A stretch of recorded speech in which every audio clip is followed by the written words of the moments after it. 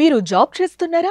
మీ సాలరీని double చేసుకోవాలని అనుకుంటున్నారా? 2x your salary online కోర్సులో జాయిన్ అవ్వండి. ఆ స్టాల్ పెట్టి ఎన్నాళ్ళు అయింది? 14 సంవత్సరాలు. 2011లో పెట్టాం. 10లో వచ్చారు, 11లో అది పెట్టారు. 9లో వచ్చాం. 2009లో వచ్చాం. మా పాప 1.5 year అప్పుడు వచ్చాం. ఇప్పటికే మా అమ్మ వాళ్ళు ఇక్కడికి వచ్చేసారు. మా పిల్లలకు మందులే కూడా ఇక్కడే కొండాపూరు మన గవర్నమెంట్ హాస్పిటల్ ఉంది కదా, అక్కడ వాడాం మందులు మా పిల్లలకు కూడా. గుడివాడ, కృష్ణా జిల్లా. నిజంగా ఎన్నో అంటే ఎన్నో, అప్పుడు ఎన్నో సార్లు వచ్చారు పోలీసు వాళ్ళు, అత్తం తీపిచ్చడం అట్లా ఎప్పుడు జరుగుతుండేవి. అయితే వెళ్ళే వాళ్ళం అందరం, అప్పుడు వెళ్ళే వాళ్ళం మేము కూడా వెళ్ళి అట్లా అడిగి అందరితో పాటు అట్లా ఇది చేసుకుని అట్లా ఉండేవాళ్ళం. అట్లాంటప్పుడు వెళ్ళేవాళ్ళం. ఇంకా జెండా వందనాలకి ఇవి చేస్తారు అక్కడ, దానికి ఏటికి మమ్మల్ని పిలవరు. ఇక అదే ఎందుకు పిలవరో మాకు తెలియదు. మమ్మల్ని ఒక్కళ్ళనే పిలవరు. ఇక ఏంటంటే ఇక మనకు అంటే వ్యక్తిగతంగా ఇక ఎవరు లేరు కదా ఇంక అన్నట్టు, ఇంకా అలా ఏదైతే ఉన్నప్పుడు కస్టమర్ మాత్రము నాకు ఫస్ట్ నుంచి కూడా సపోర్ట్. కొన్నాళ్ళు అయితే నన్ను అక్కడ రైస్ వండనీయకుండా కూడా చేయాలని చేసినప్పుడు కూడా కస్టమరే మాట్లాడారు. అప్పుడు కూడా నేను గట్టిగా గర్జించటం రాదు అంత ఇదిగా, అంటే 10 మంది ఒకటయ్యి ఒక దాన్ని మేము ఇదవ్వాలంటే ఎలా, అది పాసిబుల్ కాదు కదా. ఏంటంటే ఒకదాని వల్ల ఏమో ఇది 10 మంది ఇదైతే 10 మంది మాట నెగ్గుద్ది కానీ అన్ని అని చెప్పి కూడా కొంతమంది అట్లా ఇచ్చేసారు. కానీ నిజంగా చెప్తున్నా, నేను ఇవాళ శనివారము వెంకటేశ్వర స్వామికి పూజ చేసుకుని చెప్తున్నా, ఆ రోజు అయితే నిజంగా నాకు ఎంత టెన్షన్ పడ్డానంటే, అందరే తీసేవాళ్ళు, ఎప్పుడు వచ్చినా అందరే తీసేవాళ్ళు, అందరే ఇది చేసేవాళ్ళు. ఆ రోజు ఒక్కరోజు నా ఒక్కదాని షాపు తీసి మళ్ళీ అంతకు ముందల రోజున కూడా వచ్చి నా షాప్ని ఇట్లా పోలీసు వాళ్ళు వచ్చి బండి వేస్తుంటే కూడా ఆ రోజున కూడా బండి అంటే సర్వీసింగ్ ఇచ్చాం. కాగితాలు ఇంట్లో ఉన్నాయి సార్, తీసుకొచ్చి చూపిస్తాం, ఎలాంటి ఏమీ లేవు సార్, అన్ని కరెక్ట్ గా ఉన్నాయని అన్నా గానీ ఊరుకోలే. బండి తీసుకెళ్లారు ముందల రోజు. తీసుకెళ్ళినాక మళ్ళీ కాగితాలు తీసుకెళ్లి చూపించాం, అన్ని పర్ఫెక్ట్ ఉన్నాయని మళ్ళీ ఇచ్చారు. మళ్ళీ మరుసటి రోజు మళ్ళీ పోలీసు వాళ్ళు ఏం చేశారంటే, మీకు బండి రోడ్డు మీద ఆపడానికి వీలు లేదు. అప్పుడే అందరూ దింపుకుంటున్నారు పక్కన స్టాల్. తెచ్చిన మాల్లో ప్రతి ఒక్కళ్ళు వెహికల్ లోనే తెచ్చుకుని దింపుకుంటారు. ఆ ఒక్క రోజు మాత్రం అందరినీ దింపుకొని ఇచ్చారు. మా ఒక్క వెహికల్ కనీసం బతిమిలాడినా గానీ సార్ సార్ సార్ అని బతిమిలాడి కన్నీళ్లు పెట్టుకుని బతిమిలాడినా గానీ ప్రాధాయపడినా గానీ అసలు సామాన్ ఇవ్వలే. దింపుకుంటున్నాం. ఒక 2 అన్నం గిన్నెలు దింపాము, 2 చికెన్ కర్రీల డబ్బాలు దింపాము. ఇంకా మిగతా అంటే మాల ఎక్కువ ఉంటది కదా. ఆ రోజు 50,000 రూపాయల సరుకు మొత్తం పోయింది ఆ రోజు. ఇంకా గుడిసెలో ఇక్కడ మొత్తం అందరికి ఊరంతా ఇక్కడ ఎంఏ నగర్ అంతా పంచాం. నైట్ ఎన్నింటికి 7 గంటలకి 6:30కి ఇచ్చారు వ్యాను. వ్యాన్ తీసుకెళ్లిపోయారు. ఇంకా అప్పుడు మాకు ఏమైందంటే, అప్పుడు నాకు తెలియదు, మా బాబుని కొట్టి, పరశురామ్ గారు అని ఆయన మా బాబుని కొట్టి కూడా మరీ తీసుకెళ్లారు. వెహికల్ తీసుకెళ్లేటప్పటికి నాకు చాలా అంటే చాలా బాధ అనిపించింది.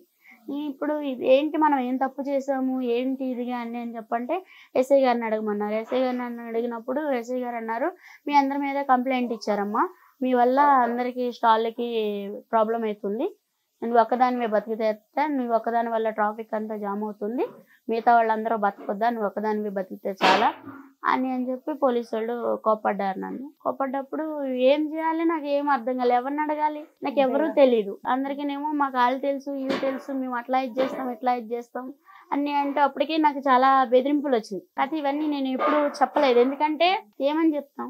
కాకపోతే ఎప్పుడు తీస్తుంటారు, అది మామూలుగా ట్రాఫిక్ ఉంది కదా, మీరు కొంచెం ఇది చేసుకోండి, జాగ్రత్త చూసుకోండి అని జిహెచ్ఎంసీ వాళ్ళైనా పోలీసు వాళ్ళైనా ఎప్పుడు కూడా మాకు సపోర్ట్ గానే ఉన్నారు. కానీ ఎప్పుడు ఇలా ఎన్నడూ చేయలే. కాకపోతే అది ఎవరు చేయించారనేది నాకు ఇప్పటికీ తెలియదు. కానీ మాకు కంప్లైంట్ ఇచ్చారని అయితే సార్ అయితే చెప్పారు స్టేషన్లో. మేము స్టేషన్కి వెళ్ళాము. స్టేషన్కి వెళ్తే నీ మీద కంప్లైంట్ ఉందమ్మా, నీ ఒక్కదానివే బతికితే మిగతా వాళ్ళందరూ ఏదవుతున్నారు అని చెప్పి అన్నారు. ఎవరు ఇచ్చారు సార్ అంటే, మొత్తం అక్కడ ఉన్న షాపుల వాళ్ళందరూ ఇచ్చారని చెప్పాము. ఆయన చెప్పారు, ఇక్కడ వాళ్ళందరూ నేను మీకు ఎవరికేం అన్యాయం చేశాను, ఇన్నాళ్ళు మీరు ఎందుకు చేసినా నేను ఎప్పుడు ఎవరిని ఒక మాట అనలేదు, మీరు ఎందుకు ఇలా చేశారని వాళ్ళని అడిగితే మేము ఇవ్వలేదు కంప్లైంట్ అన్నారు. ఎవరిని ఏం చేయాలో ఎవరిని అడగాలో నాకు అర్థం కాలే. ఇంకా అప్పుడు కూడా అన్నిటికీ దేవుడే ఉన్నాడు అనుకున్నాం.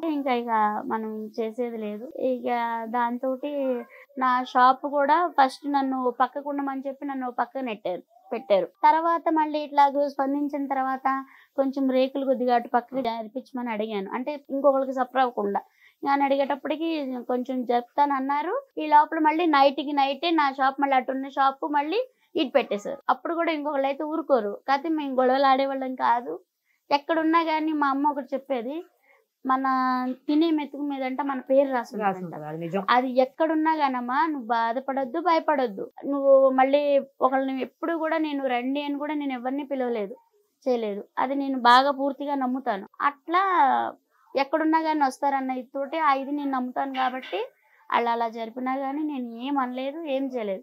ఎక్కడున్నా ఎంత చెట్టుకి అంతే గాలి, ఓపుకున్నంత వరకు చేసుకుంటాం అంతేనా అని చెప్పి అలా వెళ్తూ ఉన్నాం. మరి అలాంటి సిచ్యువేషన్లో నాకు ఆ రోజున ఎవరిది ఆపకుండా నా ఒక్కదాన్ని ఆపినప్పుడు నా పరిస్థితి ఎలా ఉంటుందో మీరు ఒకసారి ఆలోచించండి. అలాంటి సిచ్యువేషన్లో రేపొద్దున నేనేం చేయాలి, నా ఫ్యామిలీని ఏం చేసుకోవాలి, మరి మా అత్తగారిని చూసుకోవాలి, ఇది ఒక్కటే ఆధారం, నాకు ఇంకోటి లేదు. ఆ నిమిషంలో ఎవరికైనా ఏమనిపిస్తుంది చెప్పండి. ఆ తెల్లవారులు అసలు మేము నిద్రైపోలే. కానీ నిజంగా ఆ రోజు మళ్ళీ ఇంకో మాట అన్నారు కస్టమర్స్ అందరూ, ఆంటీ రామరాజ్యం వచ్చింది, మనకి రాముడు వచ్చాడు, రామరాజ్యంలో అన్యాయం ఉండదు, న్యాయం ఏముంటుంది, మీరు బాధపడకండి ఆంటీ, జై శ్రీరామ్ అంటూ నా వెనకాల లాఠీ చార్జ్ కూడా చేశారు. ఏది పోలీసు వాళ్ళు లాఠీలు పుచ్చుకుని జనం ఇట్లా వస్తుంటే పరుగున వెళ్తూ అట్లా చేసినప్పుడు కూడా జై శ్రీరామ్ జై శ్రీరామ్ అంటూ నాకు ధైర్యం చెప్పారు నా కస్టమర్. నిజంగా నాకు కనిపించని దేవుడు కన్నా కూడా నాకు కనిపించే నా కస్టమర్లే దేవుడితో సమానం. అలాగే నాకు ఇవాళ అన్నం పెట్టడానికి ఆ రోజు నిజంగా తీసేవాళ్ళు పోలీసు వాళ్ళ పవర్ మరి అలాంటిది. ఆ రోజుని మరి తీసేస్తే నా బ్రతికి ఏం కావాలి. అందుకే నాకు సీఎం గారు దేవుడితో సమానం. నాకు ఆ రాములు వారే నాకు ఆయన రూపంలో వచ్చి నాకు సాయం చేసినట్టు. తీయొద్దు అని చెప్పారు కదా, అసలు నాకు సపోర్ట్ చేసి అప్పుడు నాకు 1000 ఏనుగులంత బలం వచ్చింది. నిజంగా అసలు అది నేను మాటల్లో చెప్పలేను. ఇంత సఫర్ అయ్యి నేను అంత ఇదిలో ఉన్నప్పుడు మరి నాకు ఇవాళ నాకు నీరు పోసినట్టే కదా. లేదంటే నా చెట్టు అనేది నా వృక్షాన్ని నేనేం చేయాలి, నా ఫ్యామిలీని ఏం చేసుకోవాలి, నా ఫ్యామిలీకి ఒక అండ ఇది చేసినట్టే కదా. అందుకోసమని ఆయన నాకు దేవుడితో సమానం. అందుకే నేను దేవుళ్ళు పక్కన పెట్టుకున్నా కానీ కాకపోతే ఆయనకి పూజలు అంటే హారతలు ఇవ్వటం కానీ అలాంటివి నేను ఏమీ చేయను. ఎందుకంటే దేవుడితో నాకు సమానం. కానీ పూజలు ఎవరికి చేయాలో ఏంటో కూడా తెలుసు. కాకపోతే ఇప్పుడు ఏదన్నా సినిమా హిట్ అవుతుంది, ఇప్పుడు పాలాభిషేకం చేస్తాం, అలా అన్ని వాళ్ళు ఇదైపోరు కదా. చేస్తారు మరి ఒక దేవుడికే కదా మనం పాలాభిషేకం చేస్తాం. అట్లా అనుకుంటే అది ఎవరి అభిప్రాయం వాళ్ళదే. అలాగే ఇంకా ఎప్పటికీ దేవుడి గదిలో పెట్టుకుంటారా సీఎం ఫోటో? ఆయన ఒకవేళ నెక్స్ట్ సీఎం కాకపోయినా పెట్టుకుంటారా? పెట్టుకుంటాను. మనం ఏంటి అంటే ఇప్పుడు ఒక ఏదైనా సరే ఇప్పుడు నేను ఎన్నో కష్టాలు పడి వాళ్ళు ఈ స్టేజ్ లో ఉన్నాను అంటే తినడానికి కూడా లేదు, అప్పుడు చేసుకుంటే తిన్నట్టు లేకపోతే లేదు. అలాంటి సిచ్యువేషన్ లో ఒకనొక రోజున నాకు ఆకలి వేసినప్పుడు తినకుండా నేను ఉంటే అంటే అప్పుడు మా అమ్మ నాన్నకి చెప్పేవాళ్ళం. నా స్టోరీ చెప్తే నేను ఎవరికి చెప్పుకోలేదు, నా స్టోరీ చెప్తే పెద్ద సూపర్ హిట్ అవుతుంది సినిమా తీస్తే. అలాంటి ఇదనమాట. అంటే అన్ని కష్టాలు పడి వాళ్ళు మేము ఈ స్టేజ్ లో ఉన్నాం. అలాంటప్పుడు నాకు ఒక ఆవిడ ముత్తరాసులు ఆవిడ నాకు అన్నం పెట్టింది. నేను ప్రెగ్నెంట్ ఉన్నాను, ఒక బాబు పుట్టాడు, మళ్ళీ పాప ప్రెగ్నెంట్. అప్పుడు తినడానికి కూడా లేదు, అమ్మ వాళ్ళు ఇక్కడ ఉన్నారు, ఎవరికి చెప్పుకోనికి లేదు.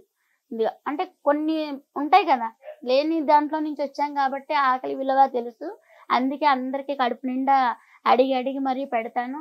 ఇంకోటి ఏంటంటే ఆ కష్టం విలువ తెలుసు కాబట్టి ఇవాళ ఇట్లా ఉన్నాము అంటే మరి ఆ రోజున అన్నం పెట్టినామని ఇప్పటికీ నేను మర్చిపోను. అలాగే ఇవాళ మరి నాకు నా ఇంటికే నాకు ఉపాధిని ఇచ్చారంటే మరి ఆయన ఎలా మర్చిపోతాను నేను. అంతేలేండి. సో అందుకని అలా పెట్టుకుని పూజ చేస్తున్నారు. సూపర్, అసలు చాలా బాగా అనిపిస్తుంది వింటుంటే కూడా.